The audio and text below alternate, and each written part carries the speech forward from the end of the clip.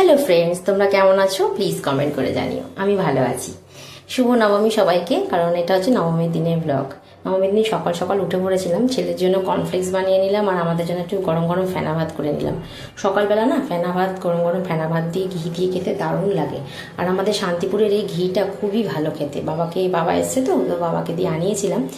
আর অষ্টমীতে ভোগে প্রসাদ দিয়েছিলাম আর অঞ্জলি দিয়ে পুজো দিয়েছিলাম, তো ওখানে ওই প্রসাদও একটু ছিল, ওটা দিয়ে সকালবেলা টিফিনটা করে নিলাম।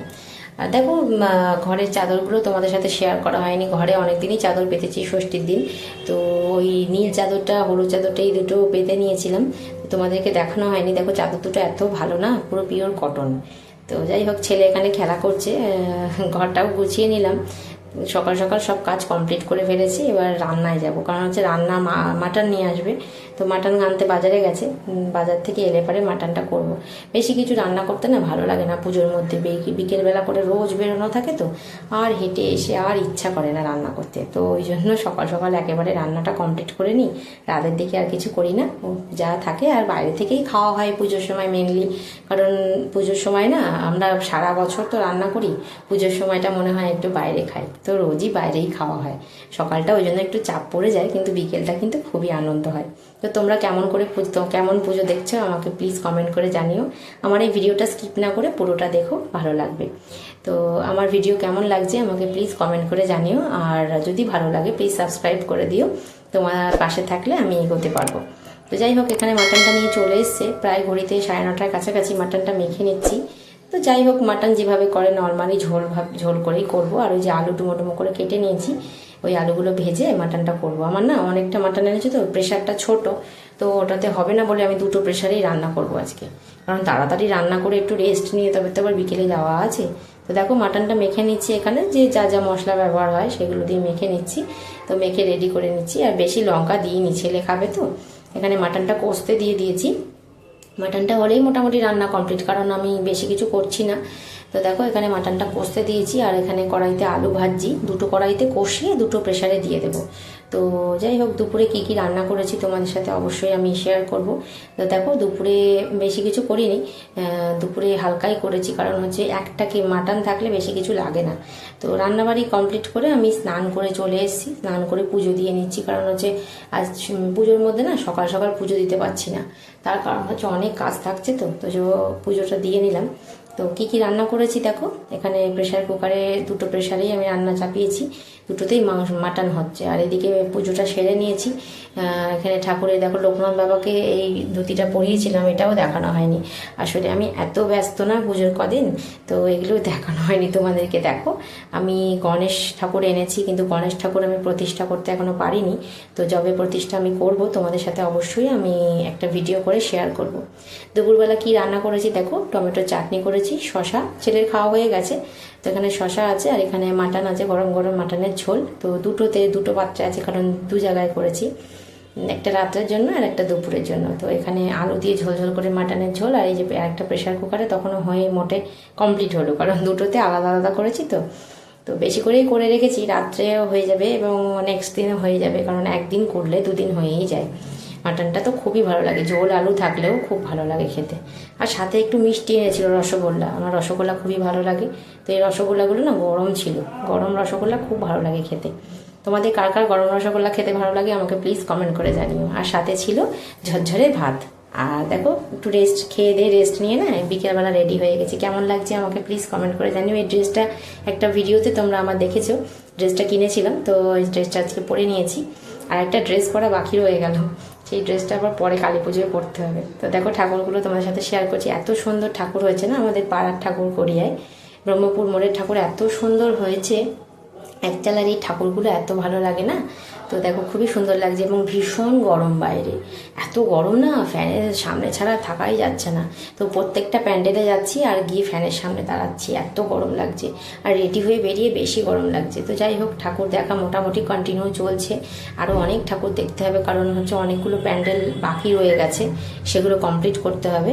তো ছেলেকে নিয়ে একটু ফ্যানের হাওয়া খেয়ে নিচ্ছি, একটু ঘুরছি আর একটু হাওয়া খেয়ে নিচ্ছি। হাজব্যান্ডও আছে সঙ্গে, কারণ হাজব্যান্ডের ছুটি আছে, তো ডিউটি 4 দিন ছুটি, খুবই আনন্দ করছি এই 4 দিন ধরে। তো এরপর আবার ডিউটি শুরু হয়ে যাবে, আবার সেই একই জীবন, ওই জন্য ফুল এনজয় করে নিচ্ছি। তো এইটা হচ্ছে পঞ্চদুর্গার প্যান্ডেল, খুবই সুন্দর হয়েছে এবং এগুলো সবই মেনলি লাইটিংয়েরই প্যান্ডেল এবং ঠাকুর এত সুন্দর হয় না, মানে খুবই ভালো লাগে, এটা মিস করে গেলে হবেই না। গড়িয়া মানেই পঞ্চদুর্গা নবদুর্গা। তো আমরা একটু প্যান্ডেলের আশপাশটা তোমাদের দেখিয়ে দিচ্ছি, দেখো কি সুন্দর এবং ভীষণ ভিড় হয়েছিল। আমরা ভেবেছিলাম যে হয়তো ভিড় হবে না, ফাঁকা থাকবে, কিন্তু যেহেতু ওয়েদার খুব ভালো ছিল তো ওই জন্য সবাই মোটামুটি ঠাকুর দেখতে বেরোচ্ছে। কিন্তু নবমীর দিনকে না দুপুরবেলাটা বৃষ্টি হয়েছিল, কিন্তু অন্যান্য সময় কিন্তু ওয়েদার খুবই সুন্দর এবং প্রতিদিনই মোটামুটি ঠাকুর দেখা গেছে। ওয়েদার বলছিল যে বৃষ্টি হবে, কিন্তু বৃষ্টি সেরকম হয়নি এবং আমরা খুবই ভালোভাবে এনজয় করেছি ঠাকুর দেখা। এখানে ঠাকুরগুলো দেখো এত সুন্দর, মায়ের মুখ এত ভালো লাগে। তো তোমরা দেখো, তোমাদের সাথে শেয়ার করছি, খুবই সুন্দর লাগে ঠাকুরগুলো। এই পঞ্চদুর্গার এই যে মায়ের রূপ, এই রূপ খুবই মানে ভালো লাগে। এই নবদুর্গার ভিডিও তোমরা আগে দেখেছো এবং ওখানেও আমরা যাব, কারণ আমার হাজব্যান্ড যেহেতু দেখেনি, কিন্তু পঞ্চদুর্গা দেখে তারপর নবদুর্গায় যাব। আর এত ভিড় যে আমাদেরকে বেশিক্ষণ প্যান্ডেলের ভেতরে দাঁড়াতেই দিচ্ছিল না। আমি যতটা চেষ্টা করেছি তোমাদের দেখানোর, দেখো ভেতরে লাইটিংগুলো এত সুন্দর, আশপাশে লাইটিংগুলো এবং প্রচুর লোক, শুধুই ছবি তুলছে, শুধুই ভিডিও করছে। তো যাই হোক, যতটা সম্ভব তোমার সাথে শেয়ার করেছি। তোমরা দেখো এত সুন্দর লেগেছে না ভেতরটা। তো এরকম অনেক প্যান্ডেল এরকম লাইটিংয়ের হয়। আর কলকাতায় ঠাকুর দেখা মানেই প্রচুর হাঁটা। আর এই প্যান্ডেলে একটু মেলাও আমরা ঘুরেছি, কারণ হচ্ছে মেলা বসেছিল। তো ওখানে এই ড্রাগন ট্রেনটা ছেলে বলছে চড়বো মা, তো একা তো চড়তে পারবে না, ওই জন্য আমরা একসাথেই চড়ি। প্রতি বছরই এই ড্রাগন ট্রেনটা আমরা চড়ি। আশপাশের মেলাগুলো দেখো, প্রচুর মেলা, বাচ্চাদের অনেক রকম খেলনা জিনিস, অনেক রকম রাইড, সব রকমই বসে, খাওয়ার জায়গা অনেক রকম থাকে। তো দেখো এই ড্রাগন ট্রেনটা আমরা চড়ে নিয়েছিলাম, খুবই আনন্দ হয়েছে এবং প্রতি বছরই আমরা পঞ্চদুর্গার মাঠে গিয়ে এই ড্রাগন ট্রেনটা চড়ি। তো খুবই আনন্দ হয়েছে। তো তোমরা কে কে ঠাকুর দেখতে বেরিয়েছো এবং তোমাদের ওখানে ওয়েদার কেমন আমাকে প্লিজ কমেন্ট করে জানাবে। আর আমার ভিডিওটা স্কিপ না করে পুরোটা দেখবে, খুব ভালো লাগবে। এবং পঞ্চদুর্গার এই মেলাটা থেকে বেরিয়ে আমরা আশপাশের যেসব ঠাকুরগুলো দেখেছিলাম, তার মধ্যে একটা প্রতিমা দুর্গা বাড়ি বলে একটা হয়েছিল, দুর্গা যে আবাসন সেরকম একটা প্যান্ডেল হয়েছিল। তো খুবই সুন্দর, আর মায়ের মুখ, প্রতিমার মুখ এত সুন্দর, সেই জন্যই আর ওই প্যান্ডেলের ভেতরে গেছিলাম আমরা। তো খুবই সুন্দর মায়ের এই রূপ, তোমরা দেখো, এবং এত সুন্দর প্রতিমা, খুবই ভালো লেগেছিল। তো ভাবলাম তোমাদের সাথে শেয়ার করি। তো তোমরা দেখো, আর সেখান থেকে বেরিয়ে আমরা যাচ্ছিলাম হচ্ছে নবদুর্গায় এবং এত ভিড়। তো আমরা একটু রুটি কিনতে দাঁড়িয়েছিলাম এক জায়গায়, কারণ রাতে মাটন ছিল। তো ভাবলাম রুটিটা কিনে নিই, রুমালি রুটি কিনছিলাম। তো ওই জন্য রুমালি রুটি কিনে দাঁড়িয়েছিলাম। তো ভীষণ ভিড়, এরপর ওই ভিড়ের মধ্যে দিয়ে আমাদের ঠেলতে ঠেলতে যেতে হবে। তো যাই হোক, ঠেলতে ঠেলতে গিয়ে মোটামুটি আমরা পৌঁছে গেলাম নবদুর্গায়। তো নবদুর্গার প্যান্ডেলটাও খুবই সুন্দর করেছিল, লাইটিংয়েরই প্যান্ডেল। দেখো আশপাশে অনেক রকম রাইড ছিল, বাচ্চাদের অনেক রকম রাইড ছিল, কিন্তু আমরা এগুলোতে চড়িনি। মোটামুটি আমরা ওই প্যান্ডেলটা ঘুরে, মানে এর আগে তো একবার দেখেছি, ওই জন্য মোটামুটি আশপাশটা দেখে চলে এসেছিলাম। একটু খাওয়া দাওয়া করে নিলাম। আর দেখো কত ভিড়, কারণ নবমী বলে কথা, নবমীর সবাই বেরোয়, কারণ এই তো পুজো প্রায় শেষ। পুজো তো আর বেশি দিন বাকি, মানে আর তো বাকি নেই পুজো। তো ওই জন্য যাই হোক, তোমরা ভালো থেকো, সুস্থ থেকো এবং ভালোভাবে পুজো এনজয় করো। Thank you.